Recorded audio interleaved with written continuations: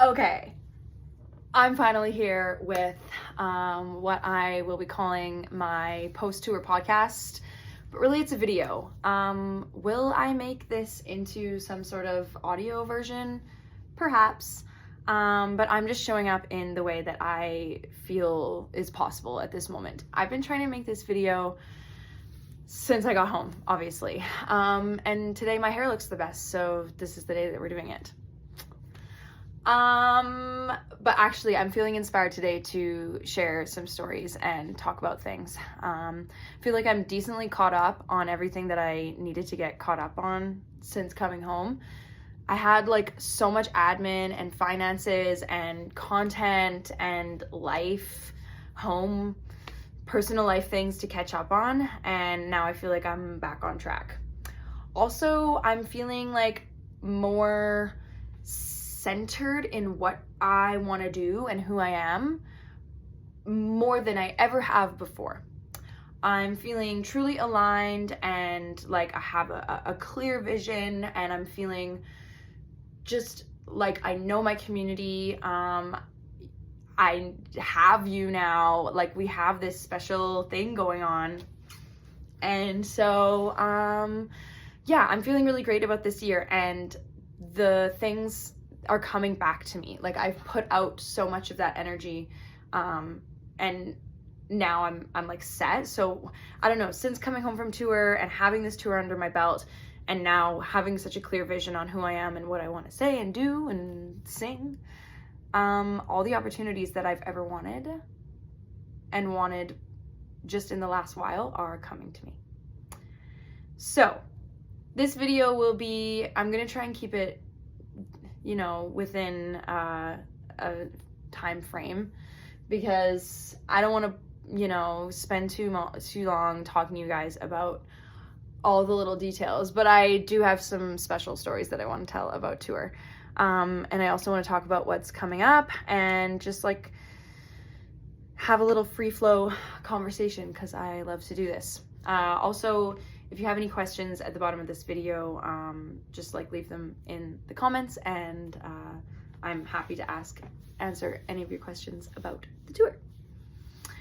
So, yeah, it was like so good to go back to Ireland and reconnect with my roots there. Just getting the opportunity to walk around Dublin again. Like I had dreams about being in Ireland again. I often have dreams about this, and I feel so connected to everything over there. You know, like I just feel like that was my home for so many years. I lived there like 2016 to the end of 2018, early 2019, and that was like my whole life for so long. I thought I was going to be there forever. So going back into tour properly, like I went back in 2022, but it didn't really feel, I don't know, something about it felt different. Like it was like the 10-year reunion, I suppose, of when I went there the first time, like 2016, 2026.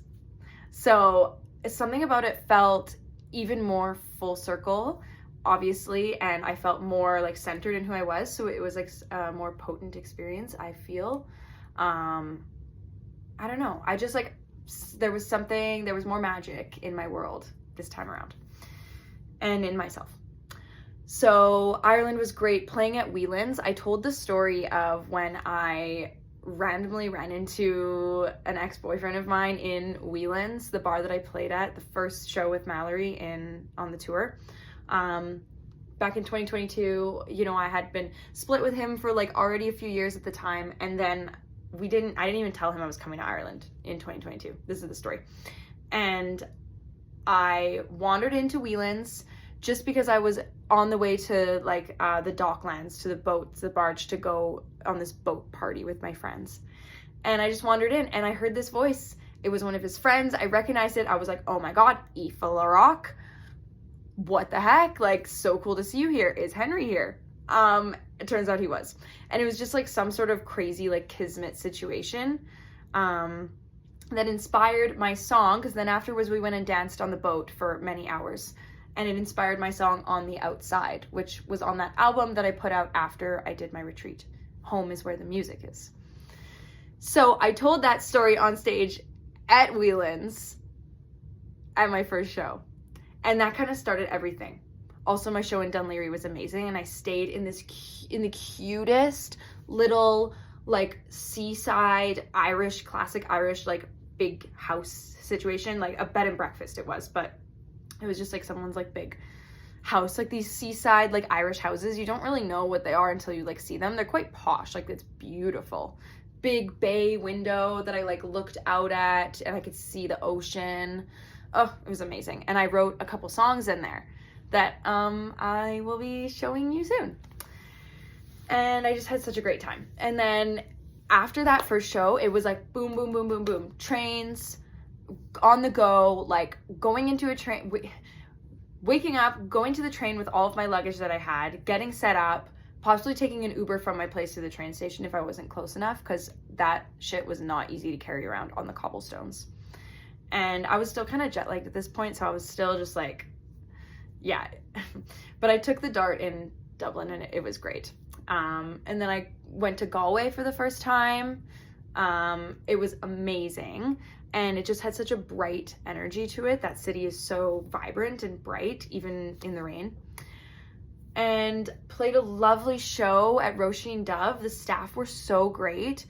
And it was just amazing. And then, of course, like the next day, like wake up, get a nice coffee, and go to the train station. And it was so much of that, like the middle ground being like the transport to get to the next place was like so much a part of the tour. Like that transit mode that I would be in was like, I don't know, it was just like a part of the experience. It like made it, because every single time I sat down at the train or even tried to just get onto the train, somebody would come and offer me a hand because I had all this stuff. And they would like either help me with like a guitar or like help me get my suitcases up into the thing. And then, you know me, it would just turn into a yap sesh, and we would be telling each other our entire life stories. I had a lot of situations where people really opened up to me. And I realized that that is one of my superpowers, is being an open, receptive person, and allowing people to immediately feel like comfortable and relaxed. And that is all I could ever ask for. It's just amazing that people feel that they can open up to me, because I want to have that connection with people. I want to have that deep, like non-judgmental, like totally open, completely open to feel you. It's so great. That's what I want my music to do too. So that happened many, many times. And then, you know, we went to this tiny town, Athy, and played in a church that was very, very cold and very, very amazing and historic and beautiful. And the crowd that was there was so sweet. Like, it was so great. And the woman, Beverly, who helped us out, I'm talking so much. I actually have a call at 2 o'clock. What time is it? 1:24 with one of the booking people from Scotland, and we're talking about festivals and my next trip to Scotland. Side note. So that's why I'm trying to keep this short too. I never have enough time in the day. Okay, back to it. The tiny church, it had like no heating basically. So actually when you went to the bathroom, you could see your breath and you could see steam. Very cold. And then we stayed in an Airbnb that night that was also freezing, and I woke up in the middle of the night and put like all of my clothes on and my jacket and my socks. Just Ireland things. But the show was amazing, and all the shows, like just the people that we met, so cool. Like people buying vinyl and coming out and finding us like through like either word of mouth or posters or the internet or just like social media, whatever. It was so cool. And then another train ride from there. Oh, that night I got like locked in my Airbnb because I like couldn't open the like lockbox thing. And the Airbnb host ended up coming. She was so sweet. She came, she fixed it, and she brought us like milk, and she brought me like a smoothie and stuff. It was really sweet. And then she gave me a ride to the show that night. And it was just like another reflection of like small towns and a reminder of like where I come from and where I grew up. It was like that, but like very Irish, obviously. So there's differences. It's like hard to explain, and especially in this video because we're not talking about Irishisms, but just seeing different cultures and how they are, their ways of life.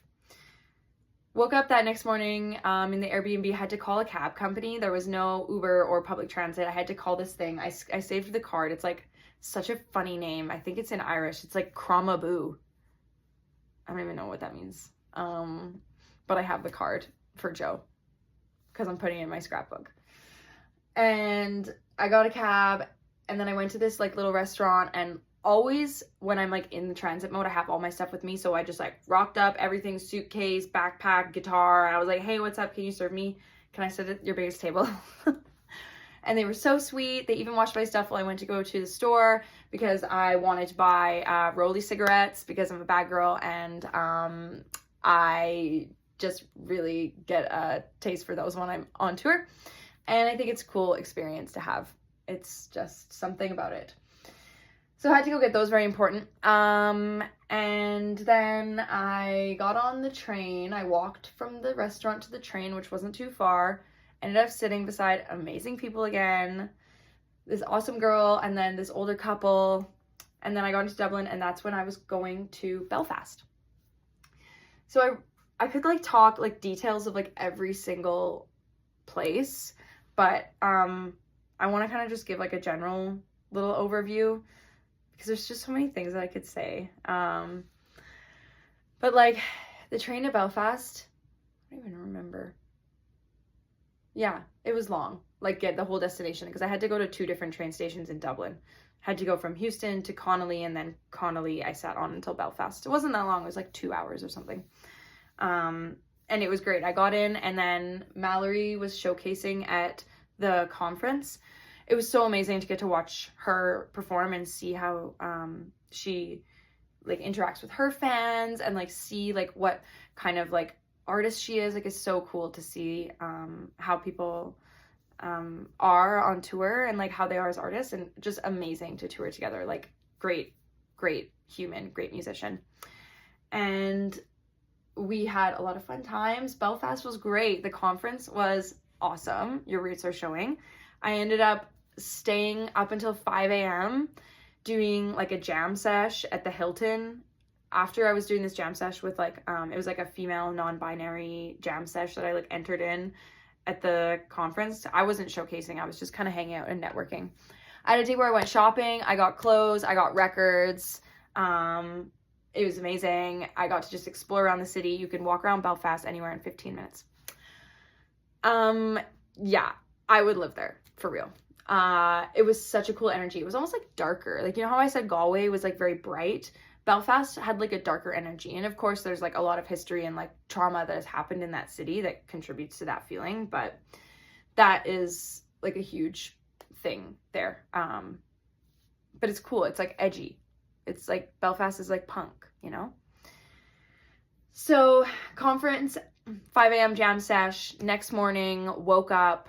Also at the jam sesh, there was some really cool people. Like low-key, like Irish, Scottish, English celebrities in the folk music scene. Very cool. And I just had an amazing time. And then I shot a music video in Belfast with my friend Olkin, which will actually be coming out this Friday. I'm going to post this video, I don't know when. It's already Wednesday. If you're seeing this and it's literally like next Monday, well, the video's out. And yeah, it was awesome to shoot the video. It's like very like DIY, but very like Irish. Like you can tell that I'm like traveling, and it's cool. It's like an energy that's captured. And I met some cool people, saw some more music, like just had a great time exploring around the city. And then from there, I had a friend who works for EasyJet, and actually it's Cassidy. She performed with us in Bristol. Cassidy Zahar. She sorted me out with flights everywhere. So I got all my flights across the UK and Ireland sorted out because of her. Thank you. So from there, I flew to London.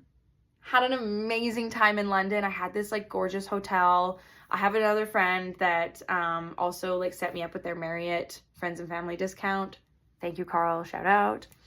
And he helped me, and I was able to like stay in hotels easier and cheaper. So, London was amazing. I went shopping. I went out for a great meal. I met some cool people at the bar. We had our show. I got to reconnect with some of my friends from Dublin who have moved over to London. And I just like really felt like I was doing the thing. You know, I felt like I was like, I'm an independent woman. I'm on my own. I'm organizing all my shit. I'm showing up. I'm going out. I'm experiencing. I'm eating good food. I'm meeting people. I'm playing music. It was like, ah. The owner of the venue that we played at was really cool. I was like dancing outside at this kebab shop with these guys that like worked at the kebab shop, like falafel and stuff. And we were like laughing and talking, and I invited them to the show. That happened a lot, where I just met random people in the street, because I would just be like dancing or like, I don't know, singing and like bantering with them, like making jokes, just like always making people feel relaxed.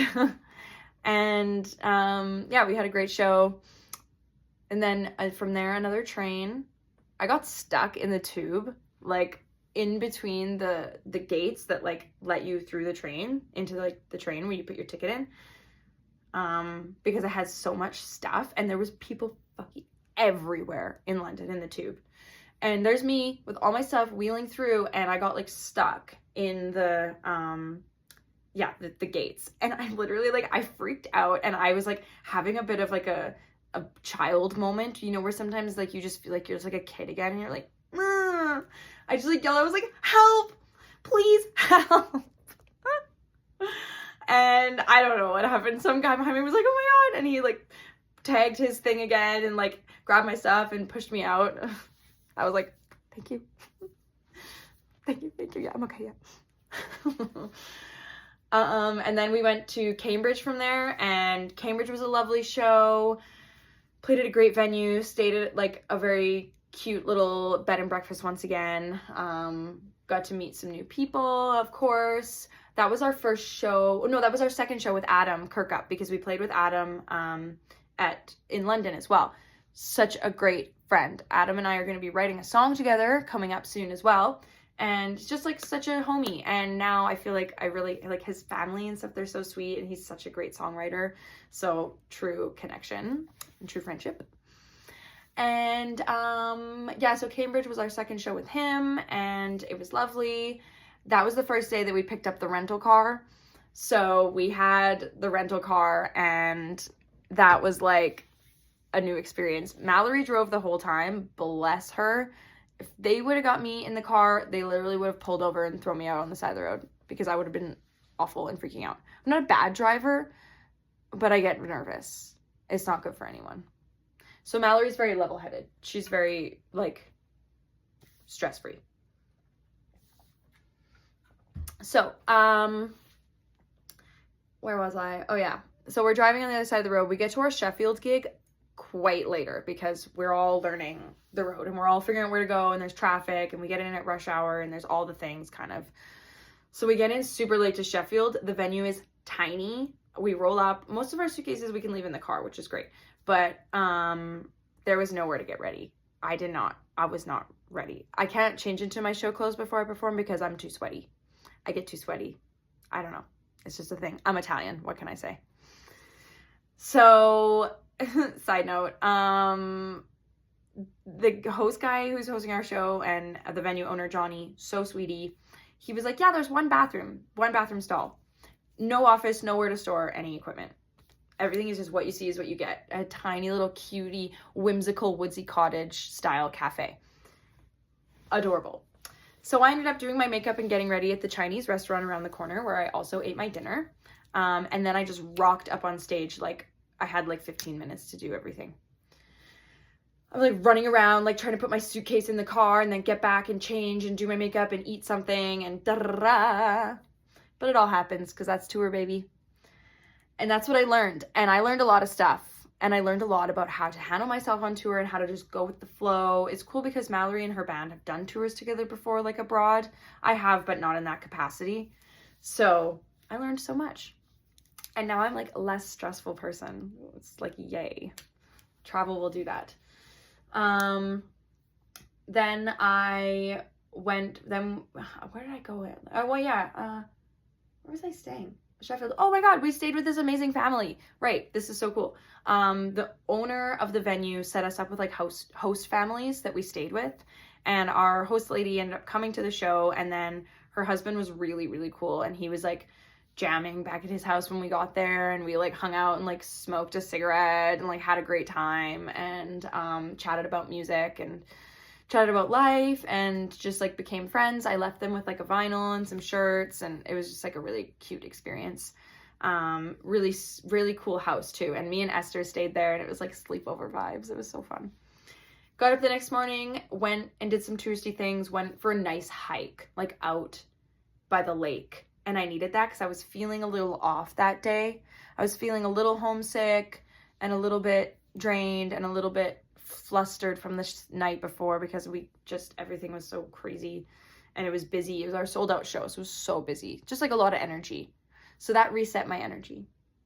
And then we went to Bristol. Yeah, Bristol was amazing. I got to see some of my awesome friends. Shout out to James Millier and to Jonathan, Barking at Music. So cool to meet you guys. It was so amazing. That show was like awesome. It just like was really reaffirming to have like people and friends and connections all over the world. And playing with Cassidy, To the Moon, they really were great to us and really took care of us. And I felt like I had help and I had people, and I felt like I was like, there's people here. Like it felt great. I didn't feel alone, and so that kind of brought me out of my little funk from the night before. Stayed in an awesome hotel, another Marriott, another Moxie. That was great. And then got up, was just like so happy that day. I was feeling really good. I was feeling like I was on track for what I wanted to be doing, and I was starting to like get in my groove. This point we were just over halfway done. So I was like looking forward to like coming home too. And I was playing all these new songs too, like that I had written like in the hotel. And then I've been performing Natural People at all of the shows, and people have been loving it and loving the story. So I'm going to try and record that song as soon as possible. And then we went to Chester. Oh my gosh, Chester was like one of my favorite places on the whole tour. And it's so random. People are like, Chester? Like I met someone recently when I was at my Golden show. He was like the bartender when I went to Golden with my mom and performed on the ski hill. And he was like, Chester, interesting. But it's beautiful. It's like a very historic city. It's small. And it's just so cool. There's like the ruins there. So it's one of the first places that like the Romans settled when they came over and took over the UK too. And it's so cool. It's like there's an amphitheater there, like a Greek amphitheater, beautiful cathedrals, beautiful like stone ruins. And we went into this really cool bar that was like a like medieval sort of like cavern vibe, like vaulted ceiling and like clay walls, like really cool. Had one beer in there. It was very strong. I got drunk off one beer, which is random because I was drinking alcohol every night. Because that's tour. But I didn't really party. Like, I would have like a couple here and there, and just like, because that's the culture. But I try not to do that so much. I just try and enjoy the moment and keep low on the substances, but have fun too. But anyway, I had that one beer and it was so funny. I was just like ready to go. So we got to the show in Chester. They were so lovely. Adam was there. He brought me a chocolate bar that he said was the best chocolate. It's Tony's Chocolonely. It was the best. I'm literally going to have Adam send me chocolate. And tea, because British tea is just something else. It was a really nice show. Adam's family was there, and it was like very local, cutesy vibes. It was actually like a really good turnout, and lovely crowd. And then I stayed in like my favorite hotel of the whole trip. Another Moxie, but it was right on the canal in Chester. I posted some videos of it and some photos, so you can go back and look. So cute. Loved it. And I woke up that morning. That night, I actually was like playing some songs. I like got back to my hotel, had another drink, and like had a pizza, and like did laundry in my hotel room sink, because that was a very common thing on tour.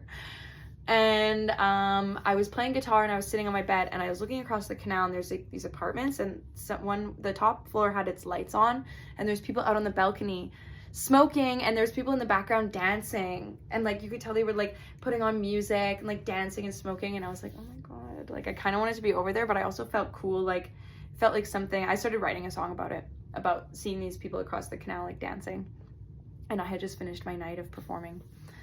Yeah. Chester was amazing. Woke up the next morning, got in the car, went for another awesome drive. This one was 5 hours because we were going into Scotland, but I had a really great time driving. Like, we got to see so many cool things, and like the UK countryside is gorgeous. We had like some sunny days where the drive was just beautiful, and we talked a lot. We like shared stories and bonded in the car a lot, which was really great. And then people were asking me my favorite thing, like the best thing about the UK. The truck stops, like the road stops, the petrol stations. Oh my God. They are not your usual like gas station, Esso, fast gas, whatever that we have here. They are bougie, and they are nice, and they are like farm to table, and like cafeteria, and like beautiful washrooms with showers, and like cafes, and like everything. This one that we stopped at is like famous. It's called Tebay petrol station, or Tebay station, or something like that.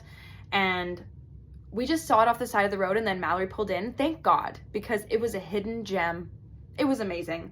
And we ended up stopping and like having a nice lunch and like getting souvenirs. I got my dad some tinned mackerel from the UK, and it was just so great. It was so cool.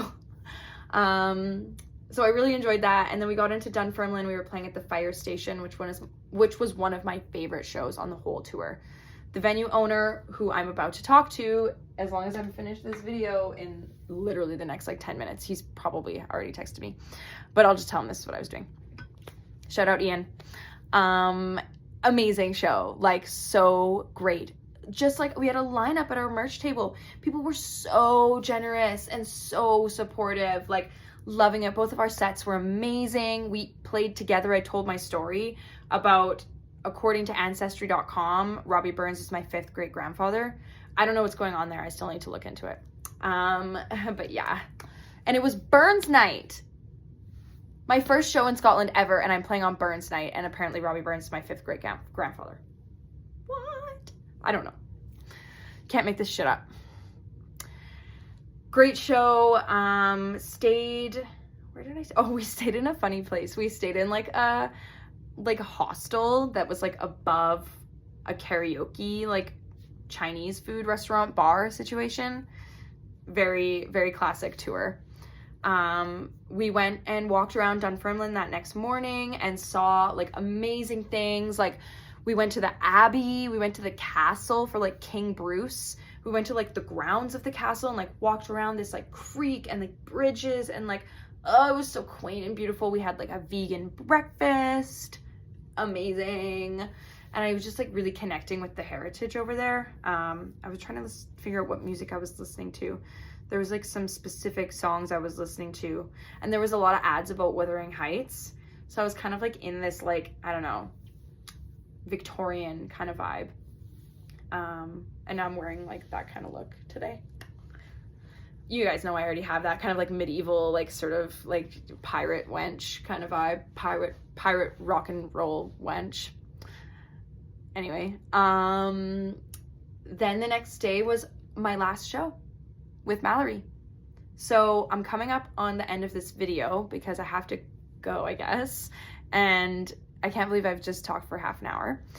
But I hope that I got in some cool things that you guys maybe wanted to hear about. And even just talking about this stuff now, it's bringing me back.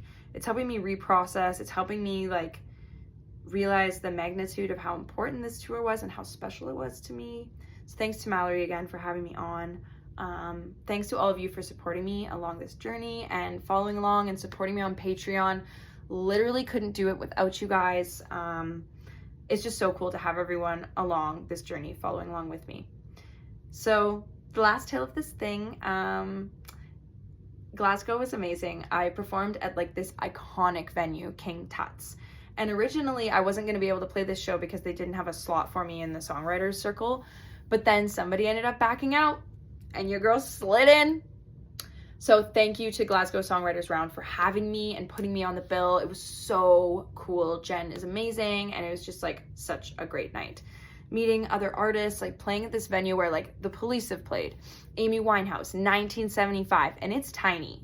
Like as far as like, you know, mid-sized venues go. Like I don't know how everybody would have fit in there for the Killers in 2016.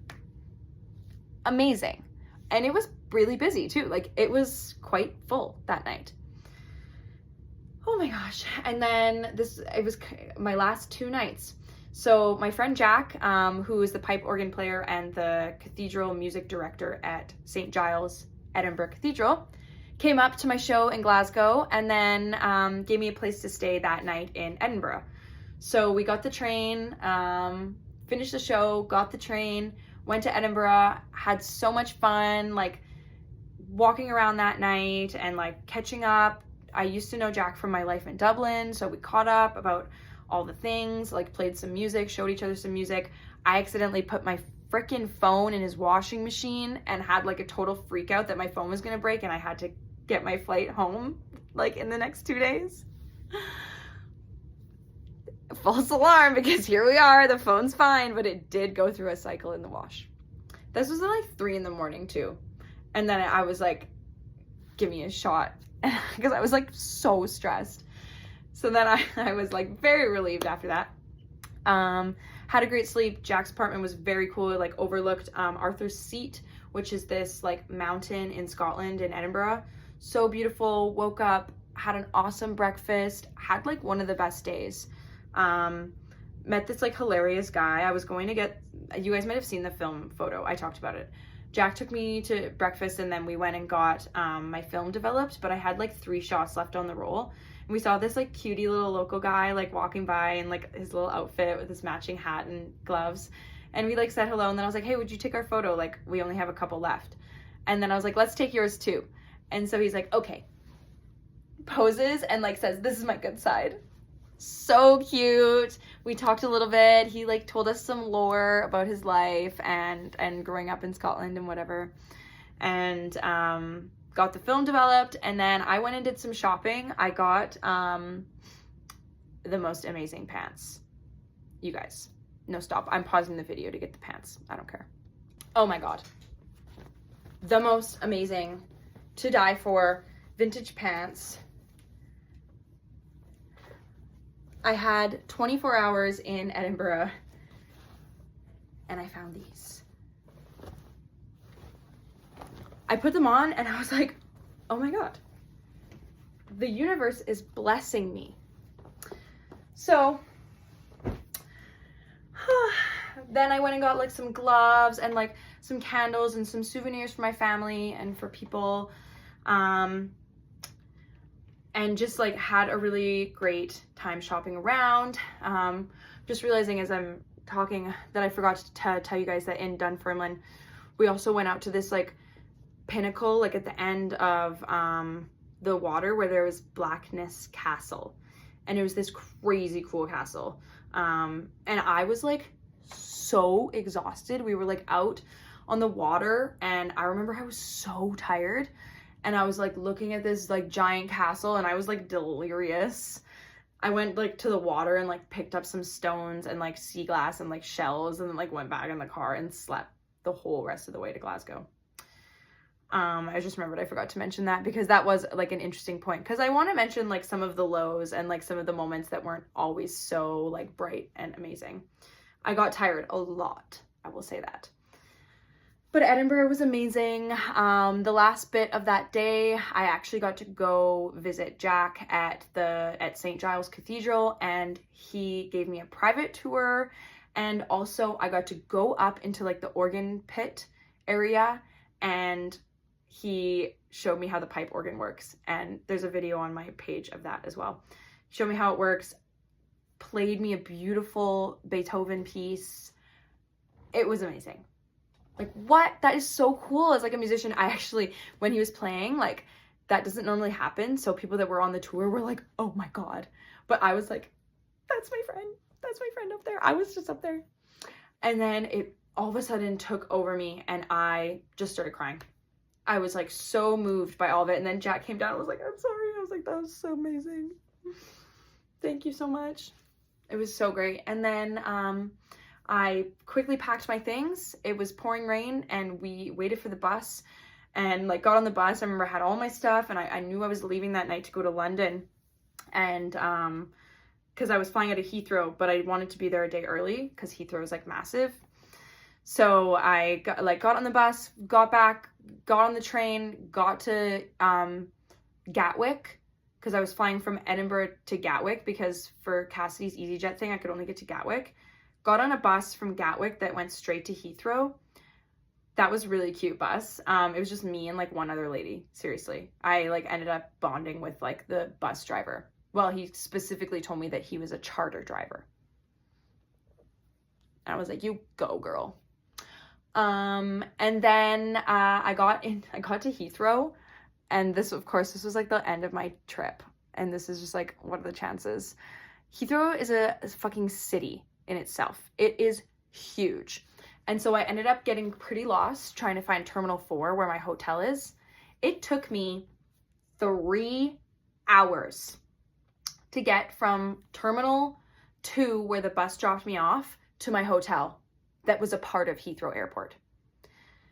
I'll save the long story because I'm coming to the end of this video, but I ended up meeting a really cool friend. I met this gentleman, James, shout out. We figured it all out together once we realized that we were going to the exact same hotel. The train was delayed. The bus got canceled. The bus ended up being really expensive. We missed the bus. It was coming it was too late. The train stopped running. We were wandering around going terminal to terminal, trying to figure out where to go, stopping to get something to eat because I was starving and I'd been in transit since like that day and I'd done that whole day in Edinburgh and then got on the plane and then blah, blah, blah, blah. Finally got to our hotels at like 2 a.m. after like navigating that entire airport. It was like a maze. Like I felt like I was in like one of those movies where events keep like repeating themselves.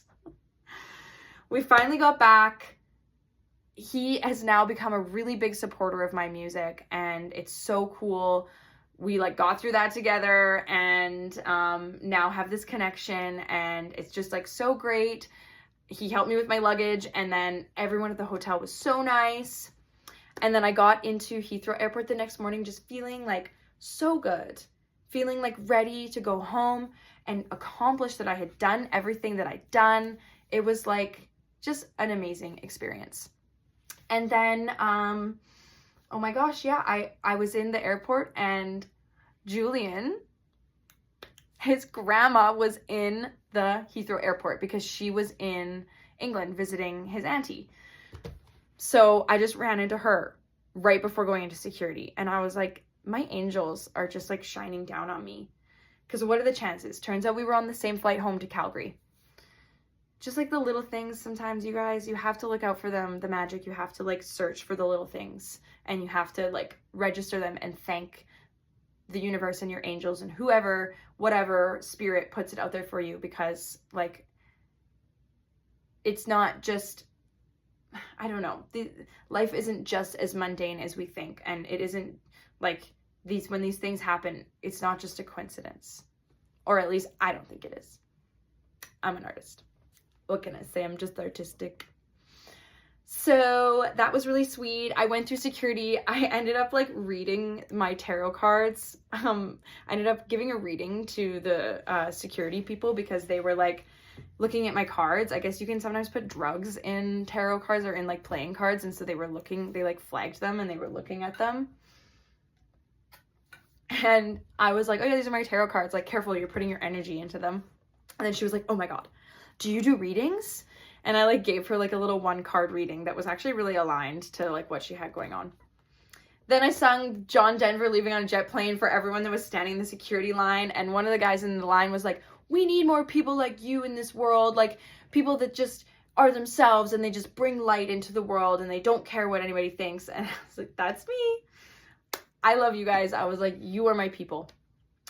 Had a perfect, amazing flight home. and everything worked out as it always does when you believe that it will. If we search for the negative and we wonder what's going to go wrong, then we're going to find that. But if we search for the positive and like what is going to go right, that is what will come our way. So I'm ending this call now, this video, because I have 3 minutes to prep for this call now. So many amazing things have happened even since I've come home. I've gotten festival offers. I'm going back to Toronto and performing a festival there in May. Gonna tell you more about that soon. I'm about to talk to my friend from Scotland now to plan more shows there.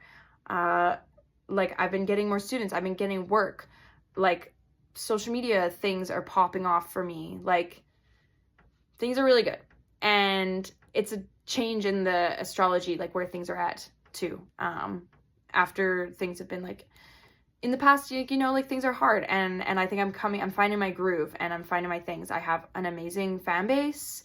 You guys, my people, my family, my loved ones, just like everyone that's here supporting me and everything. Like, I feel truly blessed, and I feel like I've put in the work now for the good to come. And I'm going to believe that if I keep staying devoted to this thing, that it's just going to keep coming. I'm writing new songs. I still have doubts. I still have insecurities. I still have imposter syndrome. I got this festival in Toronto and I was like, are they sure? Am I going to be able to do that?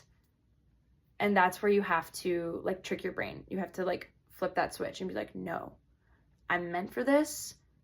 It's going to rock. And that's all that I have to say. Thanks for following along. Lots of love to all of you. Lots of sunshine. More to come. Thanks for watching this video. Mwah.